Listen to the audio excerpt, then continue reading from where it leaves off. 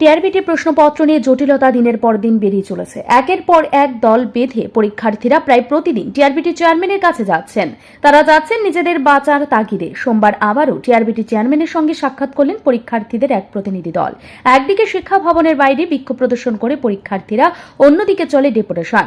পরিস্থিতি সামাল দিতে শিক্ষা ভবনের সামনে প্রচুর পুলিশ মোতায়েন করা হয়েছে।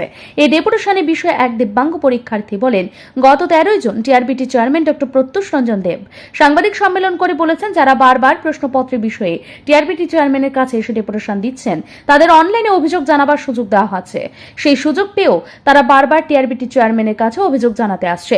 এইসব পরীক্ষার্থীদের তিনি বলেছেন, বারবার টিআরবিটির চেয়ারম্যানের কাছে না এসে তারা যেন আদালতে দ্বারস্থ হয়। তিনি আরও বলেছেন, যারা টিআরবিটি চেয়ারম্যানের কাছে ডেপুটেশন দিতে আসেন তাদের কেউ পরীক্ষায় পাশ করেনি। চেয়ারম্যানের এই প্রশ্নের জবাবে দিব্যাঙ্গ পরীক্ষার্থী বলেন, ট্যাটের প্রশ্নপত্র নিয়ে তারা কেন আদালতে যাবেন? আদালতে গেলে এর আইনি খরচ কে দেবেন? টিআরবিটির আইন মেনে পরীক্ষা নিচ্ছে না বলে অভিযোগ করেন এই পরীক্ষার্থী। তিনি বলেন, আদালত নির্দেশ দিয়েছে বছরে 2 বার টেট পরীক্ষা নিতে, অথচ টিআরবিটি 2 বছর 2.5 বছর পর পরীক্ষা নিচ্ছে। যারা আইন মানে না তারা কিভাবে অন্যদের আইনের দ্বারস্থ হতে বলেন? টিআরবিটি চেয়ারম্যান বলেছেন, প্রায় 200 ছাত্রছাত্রী বলেছে তাদের এই প্রশ্নপত্রের উপর বিশ্বাস আছে, তাদের এই প্রশ্নপত্র নিয়ে কোনো অভিযোগ নেই। এর জবাবে পরীক্ষার্থীরা বলেন, যারা বলছেন অভিযোগ নেই তারা 90% নম্বর পেয়েছে। উত্তরপত্র আবার ঠিক করলে তাদের নম্বর কমে যাবে।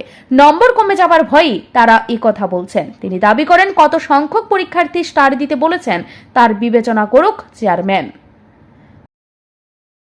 আমরা কিভাবে কেস করবো? আমাদের টাকা পয়সারও তো দরকার। আমরা আজকে ভালো আছি, কালকে ভালো নাই থাকতে পারি।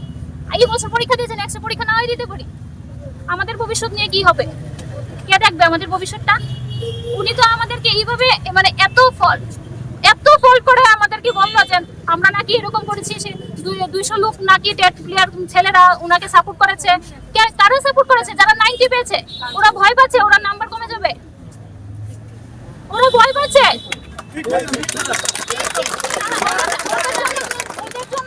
ওদের জন্য আমাদের লাইফটা নিয়ে আমরা প্রতি বছর পরীক্ষা তো সম্ভব? আমার কিভাবে আসতে হয়? স্যারের তো উচিত ছিল আমাদের কথাটা একবার চিন্তা করার। আমি এতদিন আসিনি, কোনো আন্দোলনে আমি আসিনি।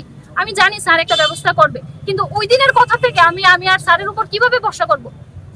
আর কোর্ট, খালি কোর্ট দেখা। আরেকটা কথা, উনি যে কোর্ট দেখা একটা আনসার কি দেওয়ার পরও যদি চেঞ্জ হতে পারে, তার ওরা বলছে প্রিন্টিং মিস্টেক করে 9 তারিখ রেজাল্ট দিয়েছে, আবার 10 তারিখ রাতে 11টার পর আরেকটা রেজাল্ট কিভাবে দিল? একটা স্টার কিভাবে দিল? তবে টিআরবিটি প্রশ্নপত্র নিয়ে একের পর এক অভিযোগ আসায় শিক্ষক অভিভাবক মহলে স্বচ্ছতা নিয়ে এখন প্রশ্ন উঠতে শুরু করেছে। কেন ভালোভাবে যাচাই না করে প্রশ্নপত্র তৈরি করা হচ্ছে? এর জন্য কি পরীক্ষার্থীরা দায়ী? এই প্রশ্ন শিক্ষক অভিভাবক মহলের। ব্যুরো রিপোর্ট, ঋদ্ধি নেটওয়ার্ক।